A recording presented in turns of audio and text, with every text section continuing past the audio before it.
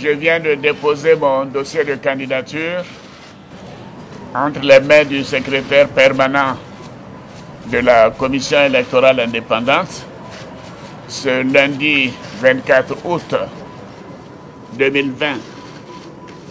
Et nous avons, au niveau du RHDP, tenu la convention d'investiture le samedi 22 août, comme vous l'avez constaté. C'était une belle cérémonie, une grande cérémonie, et je l'ai dit à maintes occasions que la démocratie, c'est de respecter les délais et les procédures liées à la préparation des élections. Je me réjouis donc d'avoir posé cet acte pour l'élection présidentielle du 31 octobre 2020 et je sais compter sur l'ensemble de mes concitoyens pour que cette élection soit apaisée et que les Ivoiriens, nos concitoyens, puissent faire leur choix en toute tranquillité, dans la paix, sans violence. À tous les Ivoiriens et les Ivoiriennes, cette candidature nous permettra de reconstruire une Côte d'Ivoire réconciliée avec elle-même, une Côte d'Ivoire de la paix, de la tolérance, du dialogue. Je veux être le candidat de tous les Ivoiriens, du nord au sud-est, en ouest, être le candidat de l'unité nationale, de la réconciliation nationale, parce que ce pays a trop souffert de la division de ses fils et de ses filles. C'est pourquoi j'ai inscrit en première ligne, comme axe central de mon action, la renaissance de cette nation pour la grandeur du peuple ivoirien. C'est au nom du Front populaire ivoirien que je suis candidat. Je voudrais donc appeler tous nos militants, quelles que soient les positions qu'ils ont pu prendre à un moment ou à un autre, au rassemblement. Le rassemblement pour l'alternance démocratique. On ne vient pas à ce niveau-là quand on n'est pas sûr de soi, de remplir les critères qu'impose la loi. La seule chose qui a manqué par honnêteté, il faut que je vous dise, mes machines sont à pied d'œuvre, puisqu'il faut envoyer les dossiers de parrainage physique, mais aussi sur clé. C'est la candidature de la paix. Les jeunes de Côte d'Ivoire ont besoin de se construire une vie dans un pays de paix. Ils ont droit à l'éducation, ils ont droit à la vie, ils ont droit à la santé. On est dans un pays de paix. C'est tout. C'est tout. Je n'ai pas encore dit que je suis candidat. Mais si un jour je le dis, on fera campagne ensemble. Chacun dira ses arguments. Chacun dira son bilan. Chacun dira ses projets. Donc, vous avez 86 ans. Comment est-ce que vous comptez amener les jeunes au pouvoir à travers votre élection? Je le redis, ma candidature est commandée par plusieurs enjeux. D'abord, la réconciliation nationale. Ensuite, c'est une mission de salut public, car l'état de la nation ivoirienne est... Cette situation exceptionnelle nécessitait une décision d'urgence. Vous m'avez alors à l'unanimité demandé de revenir sur ma décision de ne pas être candidat à l'élection présidentielle du 31 octobre 2020. Après mûre réflexion, et à l'issue de consultations avec de nombreuses personnalités de confiance, j'ai décidé de répondre favorablement à votre appel. Merci pour votre confiance. Merci pour votre confiance. Comme vous pouvez l'imaginer, revenir sur une décision de ce genre, pour moi, n'a pas été facile. Mais néanmoins, je me suis résolu à accepter votre appel par devoir pour notre parti et dans l'intérêt de notre pays.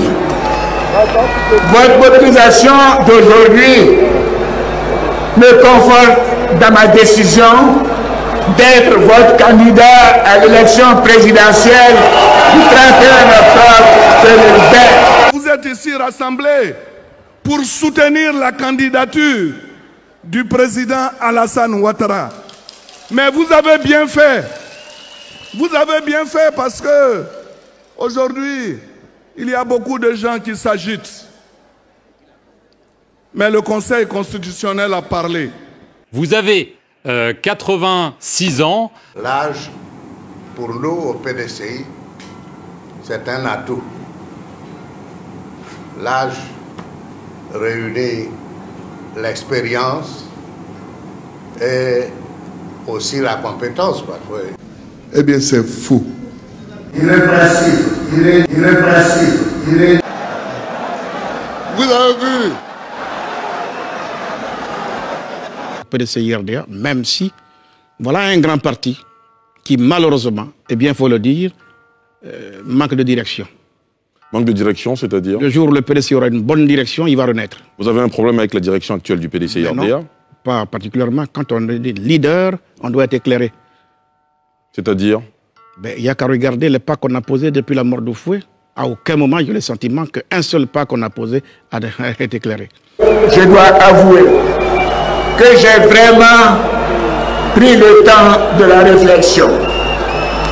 Et je me souviendrai toujours que le président Oufouette me disait qu'à l'occasion des décisions importantes, difficiles, qui engagent la nation, il fallait tenir compte de trois choses.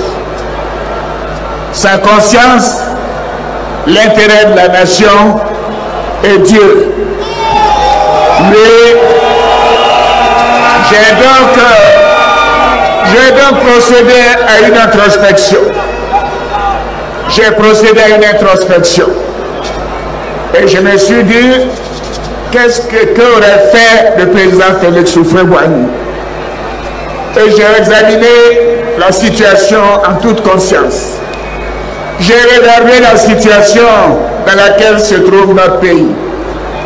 Un contexte exceptionnel où la Côte d'Ivoire, à l'instar du monde entier, travaille à se relever des effets économiques et sociaux de la crise sanitaire liée à la pandémie du Covid-19. Un contexte exceptionnel où le terrorisme frappe à nos portes avec l'attentat terroriste de Kafolo en juin 2020 et bien évidemment dans les pays voisins. Je suis arrivé à la conclusion que je n'avais pas le droit de mettre mes projets personnels au-dessus de la situation d'urgence dans laquelle se trouve notre pays. C'est pourquoi, merci, et c'est pourquoi, à mon âme et conscience, et par devoir citoyen, j'ai décidé de répondre favorablement à votre appel. Va sans doute se dresser Alassane Ouattara. Il avait promis, il s'était engagé à ne pas se représenter. Hélas, le décès du candidat du parti au pouvoir a rebattu les cartes. Est-ce qu'il a le droit de se représenter? Il faut pour cela interroger la Constitution, la loi fondamentale qui régit la Côte d'Ivoire. En son article 55, c'est la limitation des mandats. Il n'y a pas de troisième mandat en Côte d'Ivoire. Or, Alassane Ouattara, depuis qu'il a accédé au pouvoir, a fait ses ces deux mandats. Par conséquent, il n'a pas droit à un troisième mandat. Elle est dans la Constitution de la Troisième République. Tous les observateurs de bonne foi savent bien qu'étant dans la Troisième République, il n'y a pas de rétroactivité et rien ne m'empêche d'être candidat.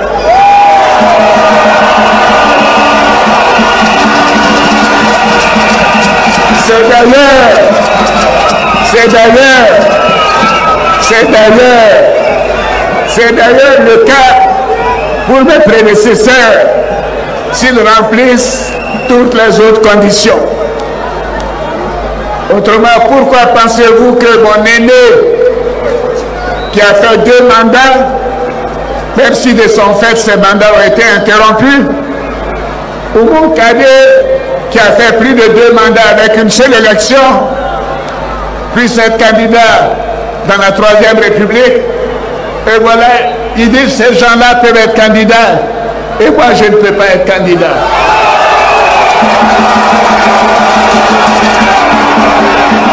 Mais je vais dire à leurs militants, que s'il n'y avait pas eu la Constitution de la Troisième République, personne n'aurait pu être candidat. Alassane Ouattara, Henri Konan Bédié, Laurent Gbagbo. L'opposition exige, entre autres, le retrait de la candidature du président Alassane Ouattara. Quel est votre avis sur la question? Voyez-vous, j'étais déjà député quand ce débat a commencé. C'est un vieux débat. Il n'y a rien de nouveau en ce qui me concerne. Et ensuite, il prétexte de ce que la Constitution ayant été amendée ou refaite, cela remet les pendules à zéro. Mais tous ces experts qu'il a choisi lui-même lui ont dit que l'article 185 de cette Constitution ne prévoit pas que les compteurs soient remis à zéro par la nouvelle Constitution. Par conséquent, sa candidature serait illégale. Chers frères, chères sœurs, certaines voix se sont élevées il y a quelque temps contre ma décision de candidature, avec une interprétation erronée de la Constitution de la Troisième République. Mais ils oublient que c'est moi qui ai initié la Troisième République.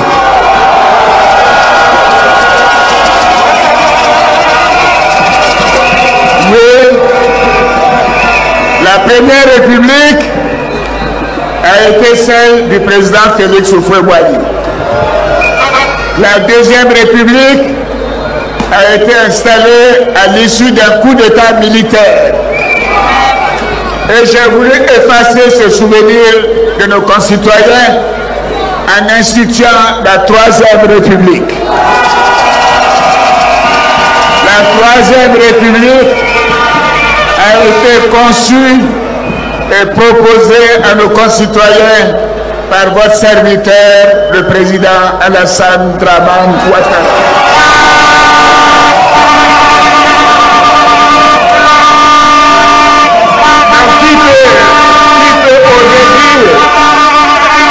Connaît cette Constitution mieux que moi. Personne.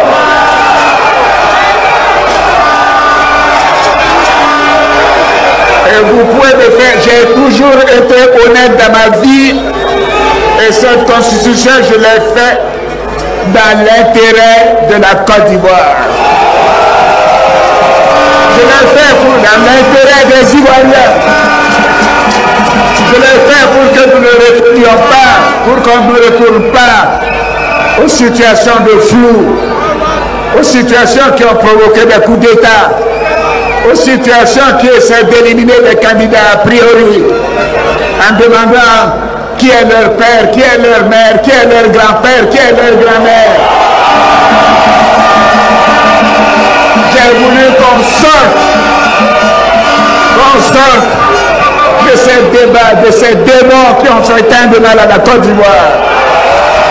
C'est le sens de la Constitution de la Troisième République.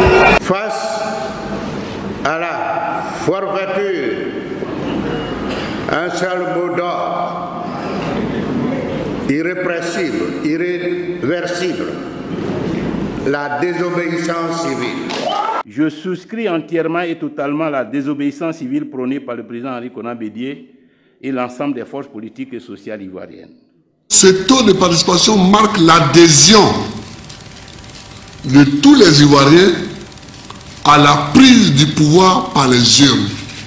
Voilà, dites, écrivez, que Guillaume Soro dit qu'il n'y aura pas d'élection en Côte d'Ivoire. Parce qu'il y a un sens. On nous a fait la guerre avec des armes. Nous voulons fermer la parenthèse avec les urnes. Et les Ivoiriens, dans leur quasi-unanimité, ont adhéré à notre mode de travail. Ils ont adhéré au fait que nous fermions la parenthèse lugubre par les urnes. Je voudrais les en remercier et les féliciter. Donc qu'ils arrêtent d'intoxiquer les Ivoiriens. Qu'ils arrêtent de créer la violence. Mais voyez-vous, la Constitution, elle a été votée par le peuple, saluée par chacun de nous. Mais le 31 octobre, mais allons-y aux élections. Et le peuple de Côte d'Ivoire choisira. C'est un encouragement à continuer pour créer une véritable nation. Aussi la compétence, parce qu'il ne faut pas quand même oublier que j'ai gouverné ce pays pendant 7 ans. Chacun dira ses projets. Donc si nous devons aller à la campagne, chacun va dire ce qu'il a fait quand il gouvernait. Quand même. Le peuple de Côte d'Ivoire choisira. On n'a pas besoin d'aller mettre des troncs d'arbres, de casser des bus, de brûler des maisons pour empêcher quelqu'un d'être candidat. Vous savez pourquoi ils font ça? Ils ont peur. Ils ont peur. Oui, parce qu'ils savent. Ils savent. Ils savent. Ils savent. Ils savent que ils ont peur. Ce sont des peurs. Autrement, allez-y aussi. Chacun va dire ce qu'il a fait quand il gouvernait. Quand même, si tu as gouverné, il faut que tu dises ce que tu as fait. Laissons les Ivoiriens décider. On n'a pas besoin de brûler les arbres. On n'a pas besoin de casser des voitures. On n'a pas besoin de brûler des maisons. On n'a pas besoin d'instrumentaliser les jeunes. Allons-y aux urnes. Et les Ivoiriens vont nous départager. C'est parce qu'ils savent qu'ils ne peuvent pas gagner contre moi. Ils ne peuvent pas gagner contre Alassane Ouattara. Ils ne peuvent pas gagner contre Ado. Quelle irresponsabilité. Alors voici le cas d'esprit. Parce qu'on ne peut pas gagner, on va brûler le pays. Ceci ne passera pas. Je vous donne l'assurance que la violence ne passera pas. Je suis là pour protéger les Ivoiriens. Et vous pouvez me faire confiance. Kwadjo Konan-Bertin, l'opposition demande aussi la dissolution du Conseil constitutionnel, de la CEI et l'audit international de la liste électorale avant la tenue de cette présidentielle, avant de lancer un appel à la désobéissance civile. Commentaire, analyse? De 2010 à 2020, est-ce qu'on ne savait pas qu'on allait aller aux élections? quand le PDCI était aux côtés de M. Ouattara, pourquoi n'ont-ils pas demandé tout ça? Pourquoi subitement? À l'heure des élections, pourquoi? L'appel au boycott, l'appel à la désobéissance, tout ça pourquoi? Pour conduire à des morts, moi je dis. Je ne veux plus participer à tout ce qui divise les Ivoiriens. La Côte d'Ivoire, le peuple ivoirien rêve d'une seule chose, se rassembler à nouveau. Se rassembler à nouveau. Il faut faire appel justement au génie de la classe politique ivoirienne pour rassembler ce peuple qui a besoin d'unité, pour bâtir la nation, pour regarder avec un peu plus de sérénité son avenir. Son avenir. Il faut donner de l'espoir aux jeunes, à nos enfants. Oui, c'est le plus important pour moi. Et pourquoi voulez-vous que je demande aux jeunes gens de prendre rendez-vous chaque fois à la mort, avec la mort à la veille du scrutin? Face à la forfaiture, un seul mot d'ordre: irrépressible,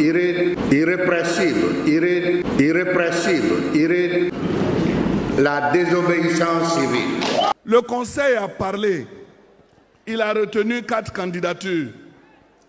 Mais il y a un petit bandit là, qui est quelque part, qui donne des ordres à Abidjan et qui dit: attendez, ne soyez pas candidat parce que j'arrive.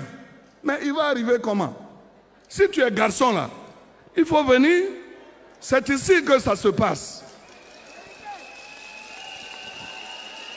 Et il est quelque part, il dit non, ne soyez pas candidat. Alors, nos adversaires n'ont plus autre chose à faire que de distiller des rumeurs malveillantes. C'est parce qu'ils savent qu'ils ne peuvent pas gagner contre moi. Ils ne peuvent pas gagner contre Alassane Ouattara. Ils ne peuvent pas gagner contre Ado. Quelle irresponsabilité. Je suis en politique pour que notre pays devienne une nation. Je suis en politique pour que nous soyons démocrates, nous soyons une nation démocratique. Et qu'on s'exprime par les urnes et qu'on combatte la fusicratie. Je suis en politique pour ça. Et qu'on s'exprime par les urnes et qu'on combatte la fusicratie. Parce qu'on ne peut pas gagner, on va brûler le pays. Ceci ne passera pas. Je vous donne l'assurance que la violence ne passera pas. Je suis là pour protéger les Ivoiriens. Et je voudrais dire que tous ceux qui veulent absolument créer des incidents, dès demain, je donnerai l'ordre à la gendarmerie tout entière pour rechercher, poursuivre, arrêter et juger ceux qui veulent embraser la Côte d'Ivoire. Parce que la Côte d'Ivoire nous appelle, le pays nous appelle. Et nous devons nous mettre au travail. C'est ça qui serait le meilleur gage, la meilleure récompense pour la mémoire d'Amadou Gon Coulibaly. J'ai foi en l'équipe ici et ceux qui ne sont pas là. Je sais que la Côte d'Ivoire est en de bonnes mains et qu'avec cette équipe, elle continuera d'être en de bonnes mains. Je vous demande d'aller rassurer les populations. Nous n'allons pas abandonner ce combat pour la paix dans notre pays.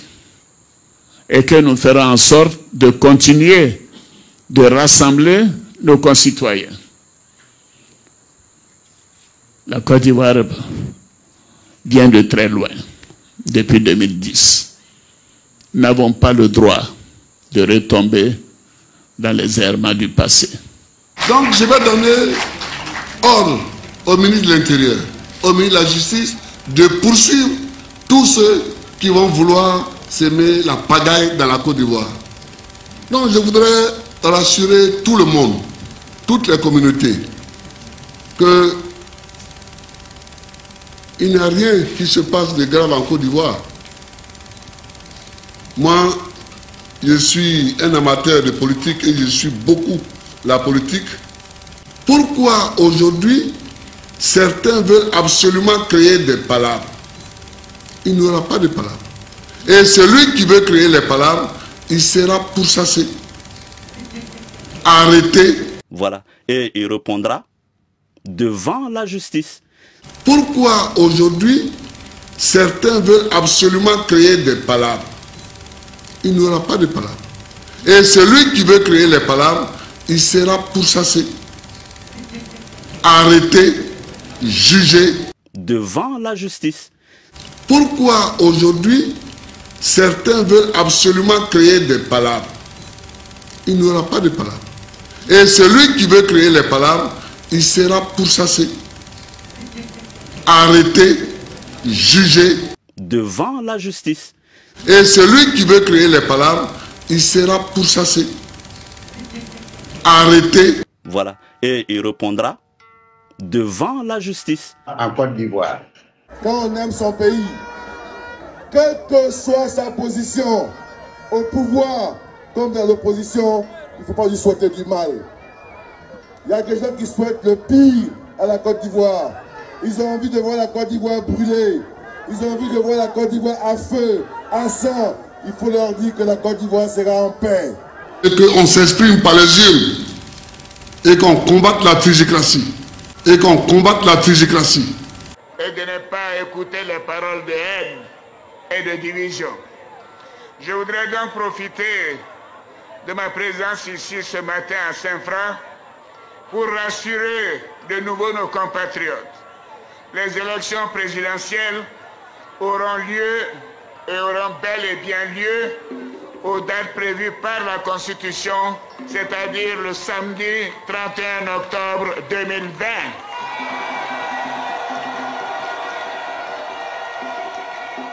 Oui, vous pouvez me faire confiance.